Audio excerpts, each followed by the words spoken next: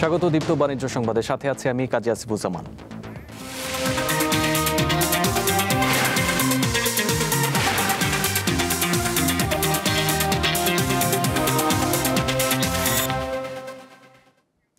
দেশের বাজারে কদিন ধরে বাড়ছে পেঁয়াজের দাম। প্রতি কেজি পেঁয়াজ 150 থেকে 160 টাকা দরে বিক্রি হচ্ছে।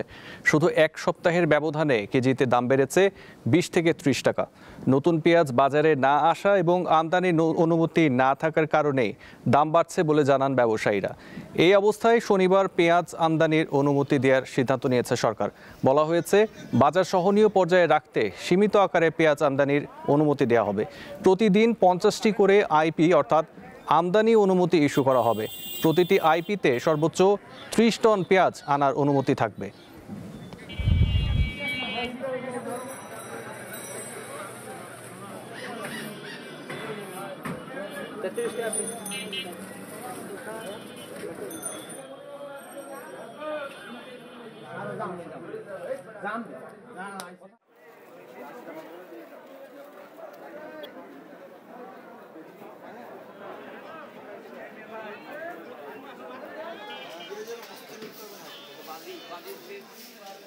পেঁয়াজের আরও খবর নিয়ে রাজশাহী থেকে যোগ দিচ্ছেন সহকর্মী ইউসুফ আদনান।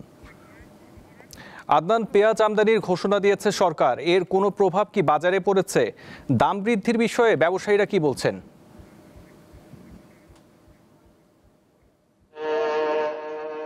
হ্যাঁ আসিফ, রাজশাহীতে শীতকালীন সবজির বাজার যেরকম ভরপুর রয়েছে তেমনি পেঁয়াজের বাজারও আমরা দেখেছি যে উপস্থিতি বেশ রয়েছে। এই মুহূর্তে আমরা রয়েছি রাজশাহী মহানগরীর মাস্টারপাড়া কাঁচা বাজার এলাকায়। এখানে অনেকগুলো পেঁয়াজের আড়ত রয়েছে। গতকাল আমরা কথা বলেছিলাম যারা পাইকারি ব্যবসায়িক রয়েছে তাদের সঙ্গে, তারা বলছে যে গতকালকের চেয়ে আজকে পেঁয়াজের কেজি প্রতি 15 থেকে 20 টাকা কমে বিক্রয় করা হচ্ছে। গতকাল যে পেঁয়াজ বিক্রি করা হয়েছিল 80 থেকে 100 টাকা কেজিতে, সে পেঁয়াজ আজকে বিক্রয় করা হচ্ছে 60 থেকে 75 টাকা কেজিতে বিক্রয় করা হচ্ছে পাইকারি বাজারে। আর কাঁচা বাজারে গতকাল 100 থেকে 120 টাকা কেজিতে পেঁয়াজ বিক্রয় করা হয়েছে এবং আজকে যে বাজার রয়েছে তাতে পেঁয়াজ বিক্রয় করা হচ্ছে 80 থেকে 100 টাকা কেজিতে পেঁয়াজ বিক্রি করছে।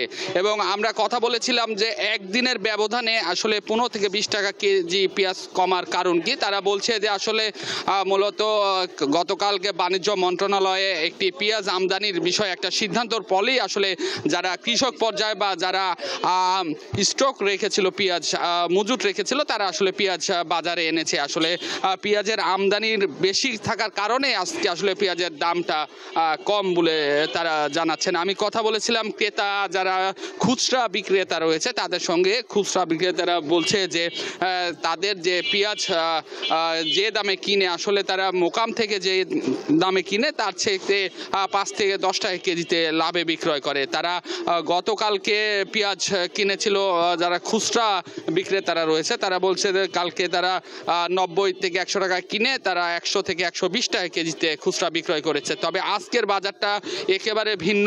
তারা বলছে যে আজকে তারা 65 থেকে 75 টাকা কেজিতে পেঁয়াজ কিনেছেন এবং বিক্রয় করছেন 70, 75 বা 80 টাকা কেজিতে তারা পেঁয়াজ বিক্রয় করছেন।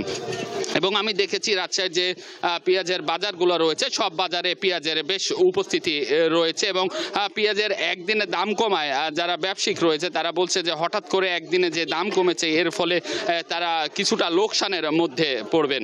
আসলে এই ছিল আমার কাছে রাজশাহী থেকে পেঁয়াজের সর্বশেষ খবর। আসিফ। দর্শক, রাজশাহী থেকে আমাদের সাথে ছিলেন ইউসুফ আদনান। পেঁয়াজের খবর জানাতে এবার পঞ্চগড় থেকে যোগ দিচ্ছেন সহকর্মী গফরান বিপ্লব। বিপ্লব, পঞ্চগড়ে পেঁয়াজের দাম কতটা বেড়েছে? সেখানকার ক্রেতা ও ব্যবসায়ীরা কি বলছেন?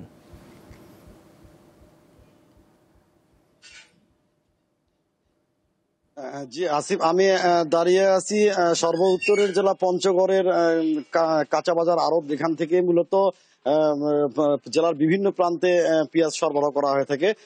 তা আজ কাঁচা বাজারে এখানে আমি খোঁজ নিয়ে দেখেছি আসলে যে কাঁচা যে পেঁয়াজটা আছে সেটা বিক্রি হচ্ছে 75 থেকে 80 টাকা এবং খুচরা বিক্রি হচ্ছে 100 থেকে 110 টাকা এবং শুকনো যে পেঁয়াজ আছে সেটি পাইকারি বাজারে বিক্রি হচ্ছে 100 টাকা কেজি এবং এটা খুচরা বাজারে বিক্রি হচ্ছে 120 থেকে 130 টাকা কেজি। গতকালকেই কিন্তু এই বাজার থেকেই কিন্তু শুকনো পেঁয়াজ বিক্রি করা হয়েছে 120 টাকা 130 টাকা এবং খুচরা বিক্রি করা হয়েছে 140 টাকা কেজি এবং কাঁচা পেঁয়াজ যেটা ছিল সেটি ছিল 110 টাকা হতে 115 টাকা এবং এটা কাঁচা বাজারে খুচরা বাজারে বিক্রি হয়েছে 120 টাকা। আমি এখানে কথা বলেছি এখানকার যে পাইকার আছে তাদের সাথে কথা বলেছি, তারা আমাকে যেমনটি জানিয়েছে আসলে পঞ্চগড় জেলাতে আসলে পেঁয়াজ তেমন একটা চাষ হয় না, মূলত এটি বাইরে থেকে আনতে হয় এবং সরবরাহ কম থাকার কারণেই মূলত বাজারে এই পেঁয়াজের মূল্যটা বেড়ে গেছে। তবে আমদানির খবরই কিন্তু আজকে মূল্যটা প্রায় 10 থেকে 15 টাকা পার কেজিতে কমে গেছে। আর তারা আমাকে আরো যেমনটি জানিয়েছেন যে এই সপ্তাহ খানের মধ্যেই কাঁচা পেঁয়াজ বাজারে সরবরাহ করা গেলে মূলত এই পেঁয়াজের দাম আরো কমবে। এই ছিল আমার কাছে সর্বশেষ তথ্য। দর্শক, পঞ্চগড় থেকে গোফরান বিপ্লব ছিল আমাদের সাথে, ধন্যবাদ আপনাকে। ঢাকা স্টক এক্সচেঞ্জে সূচকের ঊর্ধ্বগতির মধ্য দিয়ে চলছে সপ্তাহে প্রথম কার্যদিবসের লেনদেন। বেড়েছে 194টি কোম্পানির শেয়ারের দাম, কমেছে 110টির, আর অপরিবর্তিত রয়েছে 72টি কোম্পানির শেয়ারের দাম।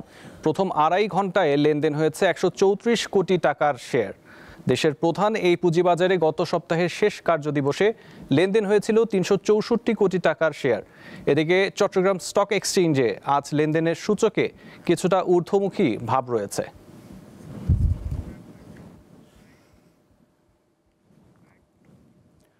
দর্শক, ঢাকা স্টক এক্সচেঞ্জে আছেন সহকর্মী শাহরিয়ার ইমন, তিনি যোগ দিচ্ছেন লেনদেনের সবশেষ তথ্য নিয়ে। ইমন, আজ 194টি কোম্পানির শেয়ারের দাম বেড়েছে, কোন ধরনের কোম্পানি এগুলো?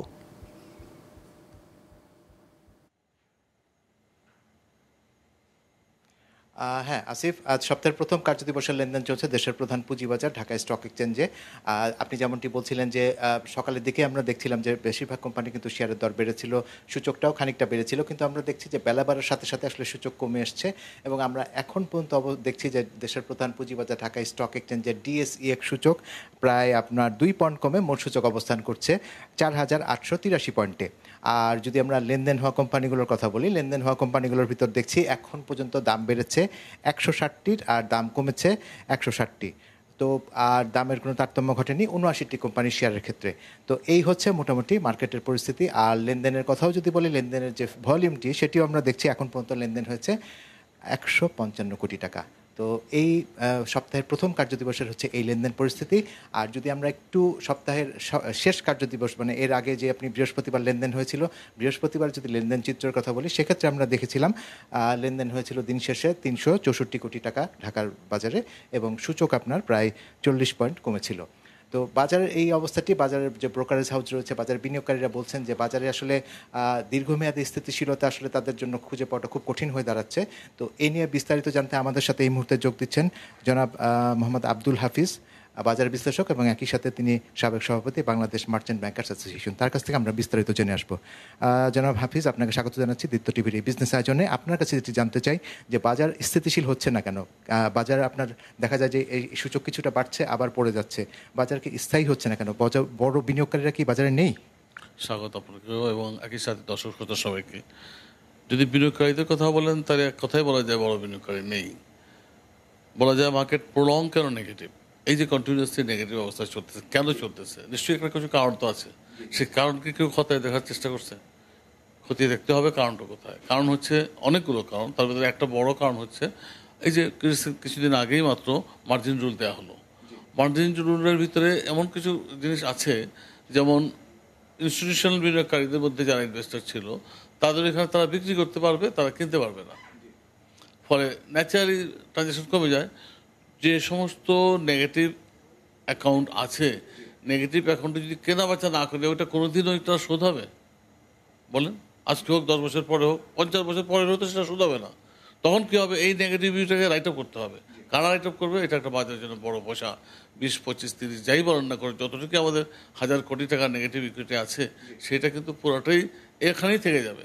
তাহলে এটাকে অ্যাডজাস্ট করার জন্য, এটাকে ভাইব্রেন্ট করার জন্য একটা এমন একটা পলিসি দরকার যে পলিসিটা হলে পরে মার্কেটের গতি বাড়তো এবং লোকজনের কেনা বেচা করে কিছু লাভ করে হলেও সেটা অ্যাডজাস্ট হতো।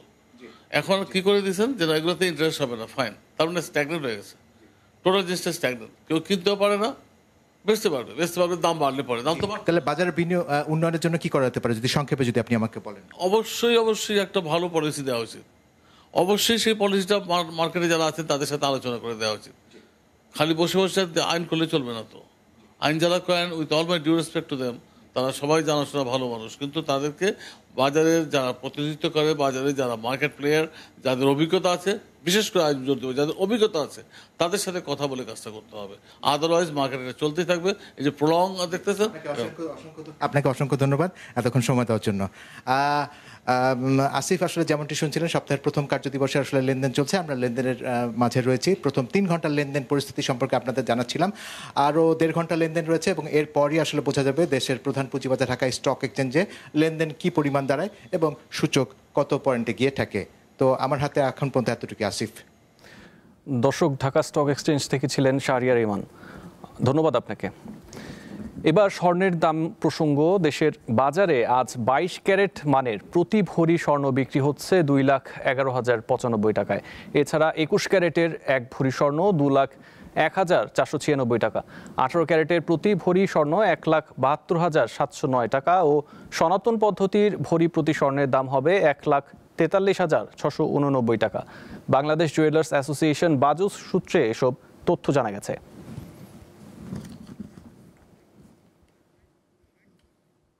এই ছিল এখনকার দীপ্ত বাণিজ্য সংবাদে। এরপর দীপ্ত আন্তর্জাতিক সংবাদ দেখার আমন্ত্রণ জানিয়ে শেষ করছি। ধন্যবাদ।